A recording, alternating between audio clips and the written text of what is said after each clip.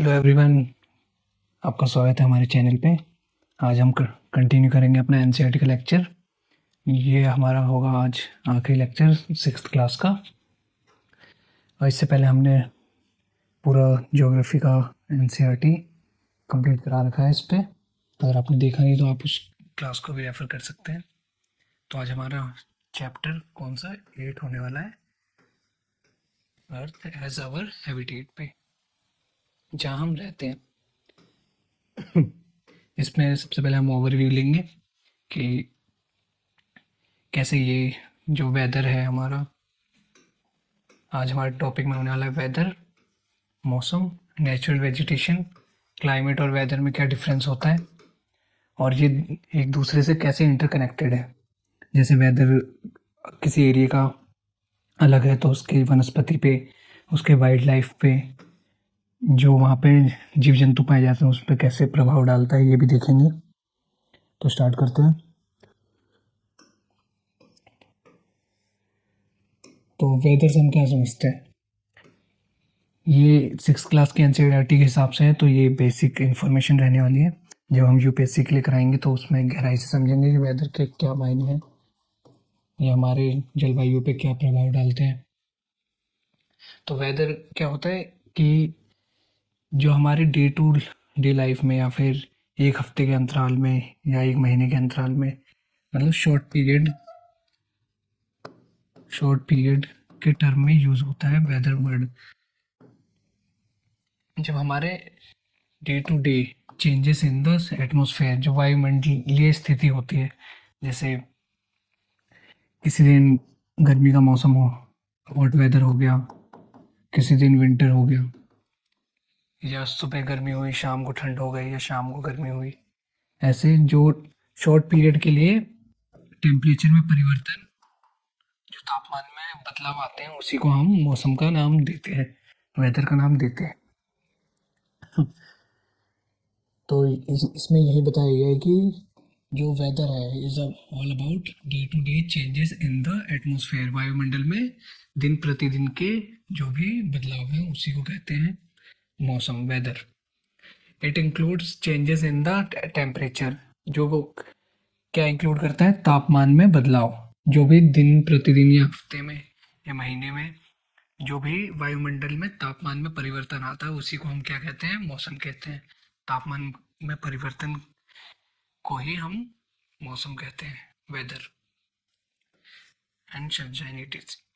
For example, जैसे example के तौर पर कि कोई भी दिन कभी हॉट हो सकता है, कभी कोल्ड हो सकता है, सनी हो सकता है, क्लाउडी, विंडी, काम, ये सब क्या है, मौसम के एग्जाम्पल है। और एक दूसरा टर्म होता है क्लाइमेट, जिसका हिंदी में, जिसको हम जलवायु के नाम से जानते हैं। तो इन दोनों में क्या डिफरेंस होता है ये भी देखेंगे हम इसमें। जो पहले देख लेते हैं यहाँ पे, जो हमारा क्लाइमेट होता है, जो वेदर होता है वो हमने देखा भी, वो क्या होता है, शॉर्ट पीरियड के टर्म पे होता है।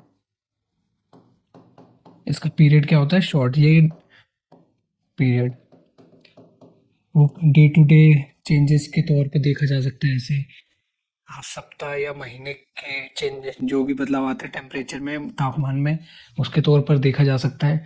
लेकिन जो क्लाइमेट है, जलवायु है, वो क्या दर्शाता है, वो एक लंबी अवधि को दर्शाता है, लॉन्ग पीरियड को दर्शाता है।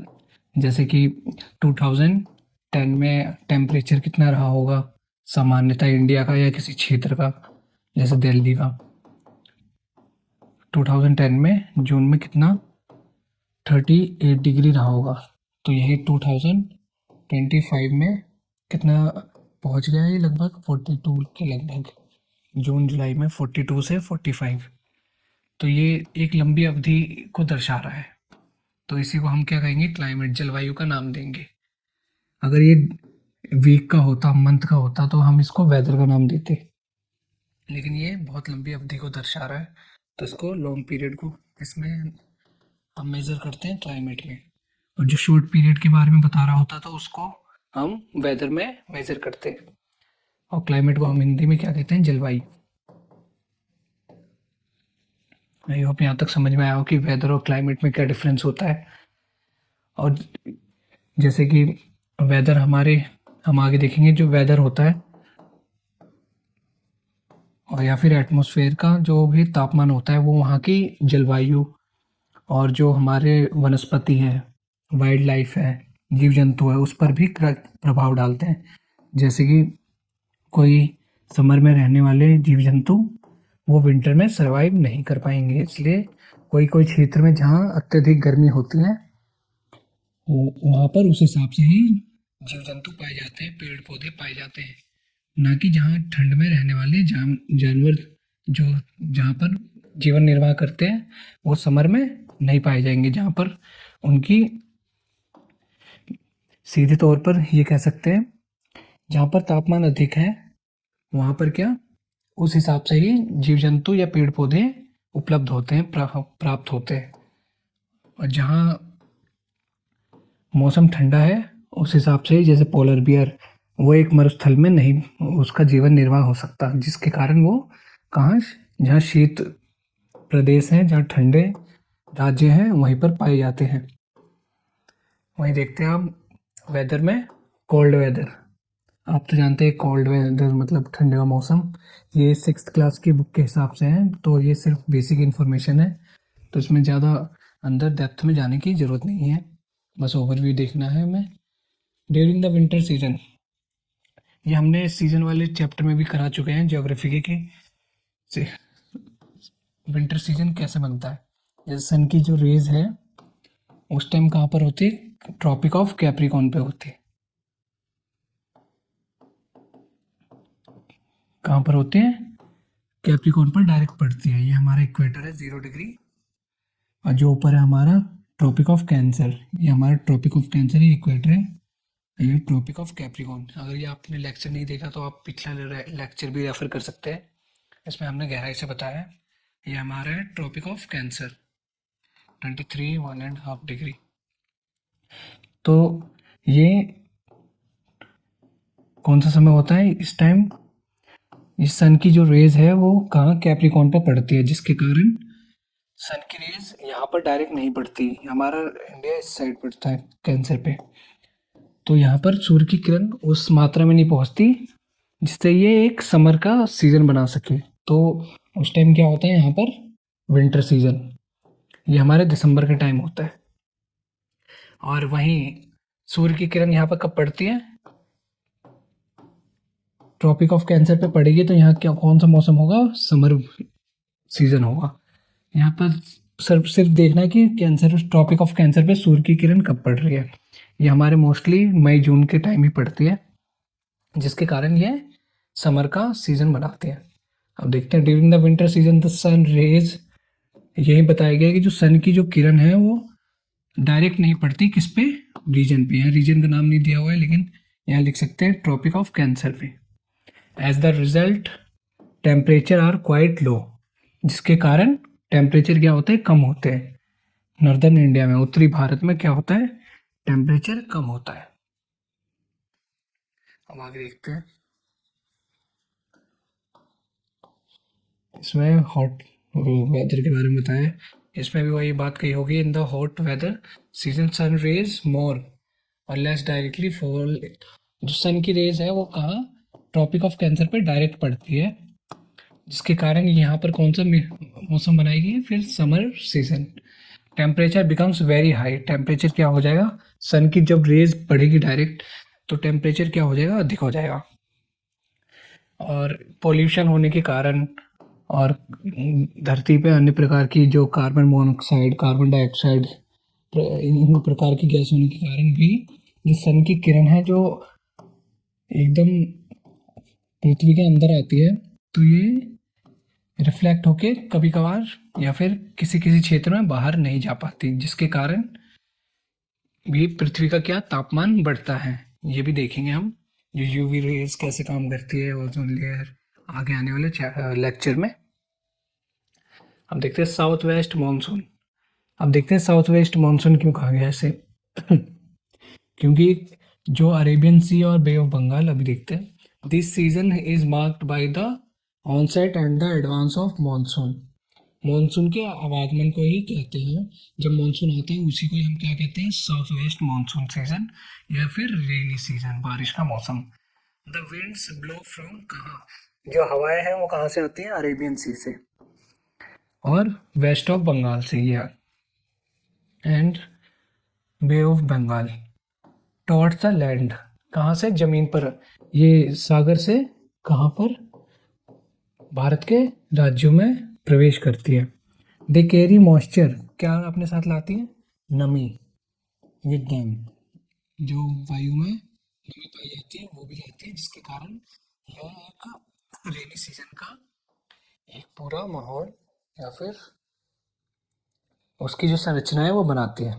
When this wind strike the mountain, अब यही बताया गया है कि जो वेस्टर्न घाट है यहाँ पर पर्वत पाए जाते हैं और यहाँ से आने वाली जो पवने हैं वो इन माउंटेन से टकराती हैं, जिसके कारण क्या होते हैं, टकराने के कारण वर्षा होती है। यहाँ पर ये हिमालय है, यहाँ से आने वाली पवने हिमालय पर्वत से टकराती हैं, जो वहाँ पर वर्षा का कारण बनती है।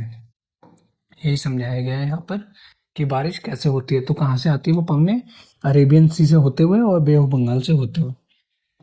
अब देखते हैं सीजन ऑफ रिट्रीटिंग मानसून, जो लौटता हुआ मानसून है उसके बारे में बताया गया है यहाँ पे। Winds move back from the mainland to the bay of Bengal, जो पहले तो पवने अरेबियन सी से बे ऑफ बंगाल से किस तरफ गई, भारत के राज्यों की तरफ। जब भारत के राज्यों से बाहर की ओर पवने गुजरती हैं तो उसे लौटते हुए क्या कहते हैं, मानसून कहा जाता है या पतझड़ का मौसम। This is the season of the retreating monsoon, लौटता हुआ monsoon southern part of India, कहाँ पर है, दक्षिण भारत में पाया जाता है मुख्यतः, पर्टिकुलरली किसमें, तमिलनाडु और आंध्र प्रदेश में, दो राज्यों में। तो इन कारणों से क्या होता है, इन राज्यों में अत्यधिक वर्षा देखी जाती है। हालांकि ये चैप्टर 6th बुक में इतनी नॉलेज नहीं दी गई है, इसमें इतनी इन्फॉर्मेशन नहीं दी गई है। ये बस ओवरव्यू देने के लिए है कि मॉनसून क्या होता है, रिट्रीटिंग मानसून से क्या समझते हैं, यही सब। अब देखते हैं क्लाइमेट। अच्छा, क्लाइमेट देखते हैं। Climate is all about the average weather condition which have been measured over many year, यही समझाया गया है। जैसे हमने समझाया था कि वेदर किसे कहते हैं, वेदर कहेंगे एक शॉर्ट पीरियड टर्म में, लेकिन जो क्लाइमेट पूछा है तो इसको कहेंगे जो लॉन्ग पीरियड, जैसे 10 साल, 50 साल या 100 साल, जो भी लंबी अवधि में अगर काउंट करते हैं, मेजर करते हैं, तो उसी को क्लाइमेट कहते हैं। कोई भी एटमॉस्फेयर का तापमान एक लंबी अवधि के लिए चेक करेंगे या मेजर करेंगे, मापेंगे, तो उसको क्या क्लाइमेट या उस जगह की जलवायु के नाम से जानेंगे या फिर जाना जाता है। जैसे दिल्ली का टेम्परेचर अगर 10 साल पहले कितना है, 38 या 35, और आज कितना है, 45, तो हम कहेंगे उस दिल्ली की जो जलवायु है, क्लाइमेट है, उसने कैसा मोड़ लिया है, उसने अपने आप को एक गर्म प्रदेश के रूप में अपनाया है, या फिर एक जो हॉट स्टेट है उसके रूप में जाना जाएगा, क्योंकि इसकी जलवायु है वो कई वर्षों तक या फिर कई वर्षों में बढ़ी है, 35 से 45 हो गई लगभग। तो इसकी जो जलवायु कहेंगे, टर्म यूज करेंगे क्लाइमेट का, ना कि वेदर का। वेदर का टर्म किसके लिए, एक वीक, एक मंथ, 6 मंथ, इन सब में यूज करेंगे। Monsoon is the taken from the Arabic word, monsoon का यूज कहाँ से किया है, मौसम, विच इसका क्या मतलब होता है, सीजन। आई होप यहाँ तक समझ में आया हो। मॉनसून का अर्थ क्या होता है, सीजन्स। ये कहाँ से, अरेबिक वर्ड से, मौसम से लिया गया है। The grasses, shrubs and trees, अब देखते हैं जो क्लाइमेट है वो कैसे वेजिटेशन पे प्रभाव डालते हैं, कि अगर वेजिटेशन हो, जो क्लाइमेट है वहाँ पे शुष्क है या ठंडा है या फिर गर्म है, तो वहाँ की जो वनस्पति होंगे वो किस प्रकार से पाए जाएंगे, या वहाँ जीव जंतु जो पाए जाते हैं। The grass, shrubs and trees which grows on their own, जो अपने आप क्या होते हैं, ग्रो करते हैं, विदाउट इंटरफेरेंस और a help of human being, are called natural vegetation. Natural vegetation से क्या तात्पर्य है हमारा, जो अपने आप बढ़े, जिसमें ह्यूमन इंटरफेरेंस या मानव के कोई भी इंटरफेरेंस, मानव की जरूरत ना हो उसे बढ़ने में या फिर उसके उगने में। उसी को कहते हैं नेचुरल वेजिटेशन, प्राकृतिक वनस्पति। नेचुरल वेजिटेशन में आ जाते हैं वाई आर फॉरेस्ट नेसेसरी। आप तो जानते हैं कि फॉरेस्ट हमारे लिए क्यों नेसेसरी है, क्योंकि हम जब जो ऑक्सीजन लेते हैं वो किनके द्वारा प्राप्त होता है, वो हमारे फॉरेस्ट या फिर ट्रीज के द्वारा प्राप्त होता है। Forest are very useful for us, they perform various functions. Forest सिर्फ ऑक्सीजन के तौर पर ही नहीं, और भी कई प्रकार के लिए हमारे लिए लाभदायक होते हैं, जैसे कोई डिजीज के मेडिसिन को बनाने के लिए अभी देखेंगे। Various function of plants, release oxygen that breathe, सांस लेने के लिए। एब्जॉर्ब कार्बन, जो हमारे वायुमंडल में कार्बन डाइऑक्साइड CO2 पाया जाता है, उसको एब्जॉर्ब करने में जो हमारे फॉरेस्ट है उनका महत्वपूर्ण योगदान है, क्योंकि जो हमारे पेड़ पौधे हैं वो क्या एब्जॉर्ब करते हैं, वो अपने सांस के तौर पर CO2 लेते हैं, कंज्यूम करते हैं।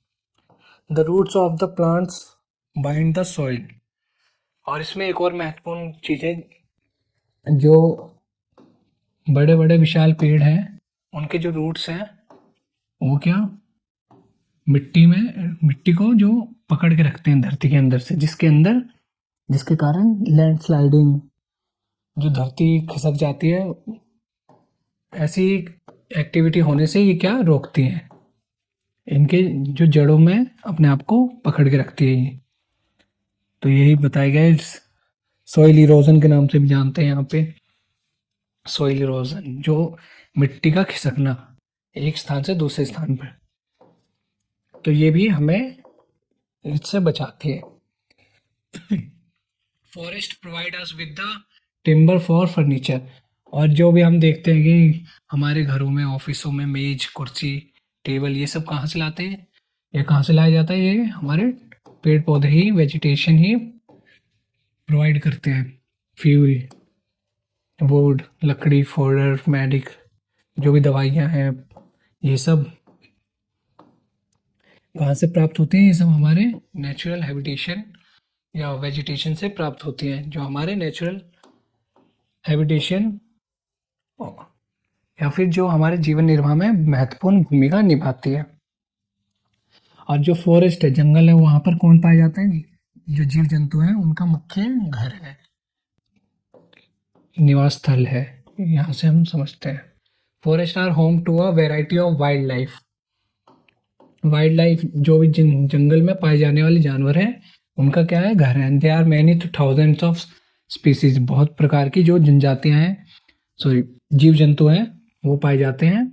एनिमल्स, जानवर, और लार्ज वैरायटी ऑफ रेप्टाइल्स, जो भी सांप है, मैमल्स हैं, मान और क्या नाम है, बर्ड्स हैं, इंसेक्ट, ये सब हमारे हम देख चुके हैं कि जो हमने देखा होगा कि जंगल में ढेर सारे जानवर, जीव जंतु, कीड़े मकोड़े, ये सब पाए जाते हैं और ये उनका घर है। तो ये भी कौन प्रोवाइड करता है, फॉरेस्ट। तो फॉरेस्ट हमारे लिए बहुत एसेंशियल है। ये वाइल्ड हैबिटेट, जो जंगली या जीव जंतु हैं उनको, उनके लिए एक निवास, घर, रहने लायक वातावरण प्रदान करता है। हमारे जो फर्नीचर है, मेडिसिन है, ये हम देख चुके हैं, ऑक्सीजन है, और जो कार्बन डाइऑक्साइड है वो कंज्यूम करती है, जिसके कारण हमारे जो वातावरण की जो गर्मी है, हीट है, उसको संतुलित करने में सहायता करती है। हम आगे देखते हैं नेशनल एनिमल। इसमें हमारे नेशनल एनिमल के बारे में बताया गया है, जैसे आपको पता ही है वो टाइगर है। Tiger is our national animal, it is found in the various part of the country. Gir forest में पाया जाता है मुख्यतः, कौन से, गुजरात के। और सबसे ज़्यादा टाइगर रिजर्व आपको पता ही है वो कहाँ पर है, MP में। और टाइगर से रिलेटेड हमने एक लेटेस्ट जो हमारा 58 टाइगर रिजर्व बनाया गया, उस पर भी हमने अपडेट कर दिया है न्यूज़, हमारे न्यूज़ प्रोग्राम के जरिए। अगर आपने देखा नहीं तो you can refer those lecture, तो वो आपके लिए बहुत बेनिफिट रहेगा, क्योंकि वहाँ पर सारे स्टेट में कहाँ कहाँ टाइगर रिजर्व पाए जाते हैं, कितने पाए गए, पहला कब बना था, इंदिरा गांधी के समय क्या टाइगर के लिए सुरक्षा के लिए या फिर उनके जो जनसंख्या बढ़ाने के लिए क्या योजनाएं लाई गई, ये सब उसमें समझाया गया है। तो अगर आपने देखा नहीं तो आप देख सकते हैं उस लेक्चर को। अब यही समझाया गया है कि यहाँ पर गिर जंगल में क्या पाया जाता है, एशियाटिक लायंस का होम है, elephants and one horn rhinoceros. एक सींग वाला गेंडा वो कहाँ मिलता है, वो आसाम में मिलता है, काजीरंगा नेशनल पार्क में। ये सब पॉइंट याद रखने की है, ये आगे हम पढ़ाएंगे वैसे ही नेशनल पार्क में, तो उतना अभी बस ओवरव्यू लेने के लिए काफ़ी है। Elephants are also found in Kerala and Karnataka. Elephants कहाँ मिलते हैं, केरला और कर्नाटक में एक बड़ी संख्या में।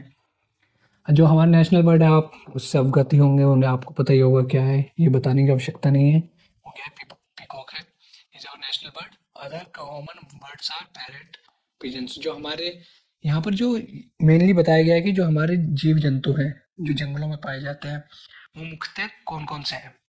तो हमने देखा कि एशियाटिक लायन है और बाघ है, वन राइनोसेरोस है, ये तो बड़े बड़े जानवरों के नाम हैं। और भी छोटे जीव जंतु पाए जाते हैं और वह उन्हीं में बर्ड्स में देख लेते हैं, पैरट्स, पिजन्स, मैना, गेज, बुलबुल, डक्स, ये सब जंगलों में पाए जाते हैं। They are several birds sanctuaries. आगे हम अपने लेक्चर में लेंगे बर्ड सेंचुरी का भी, कि कौन से राज्य में कौन से बर्ड सेंचुरी पाए जाते हैं, उसके क्या जो लाभ है हमारे प्रोटेक्शन में जो भी बर्ड के हैं। तो आई होप आपको समझ में आया हो आज का लेक्चर। तो आज के लिए इतना ही, मिलते हैं नेक्स्ट लेक्चर में। और ये लास्ट चैप्टर था हमारे 6th क्लास के एनसीईआरटी का। अब हम स्टार्ट करेंगे इसके बाद 7th क्लास की एनसीईआरटी, जो हमारे एनवायरनमेंट एंड इकोलॉजी के लिए बहुत ही बेसिक सा होगा लेकिन बहुत ही इम्पोर्टेंट होगा। जो उसकी जो नींव रखेंगे हम वो 7th क्लास के एनसीईआरटी से ही रखेंगे। उसके बाद हम एनवायरनमेंट का लेक्चर स्टार्ट कर सकते हैं यूपीएससी के लिए। तो मिलते हैं नेक्स्ट क्लास में, जुड़े रहिए हमारे साथ। धन्यवाद।